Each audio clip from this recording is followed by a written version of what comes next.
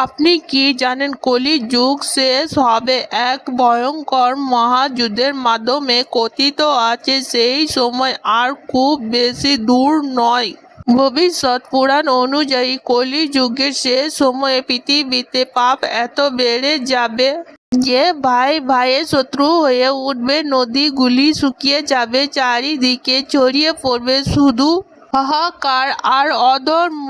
ঠিক তখনই সম্বল গ্রামে জন্ম নেবে ভগবান বিষ্ণু দশম অবতার ভগবান কল্কি। তিনি সাদা ঘোড়া দেবদত্তে চড়ে এবং হাতে বজ্রের মতো ঝল তলোয়ার নিজে অধর্মের রাক্ষস কলিকে ধ্বংস করতে বেরোবেন। কিন্তু তিনি একা নয়, সেই মুহূর্তে পৃথিবীতে ফিরে আসবে 7 জন চিরঞ্জীবী মহাবলী: হনুমান, ভগবান পরশুরাম, অশ্বত্থামা, রাজা বলি, বিভীষণ, কৃপাচার্য এবং বেদব্যাস।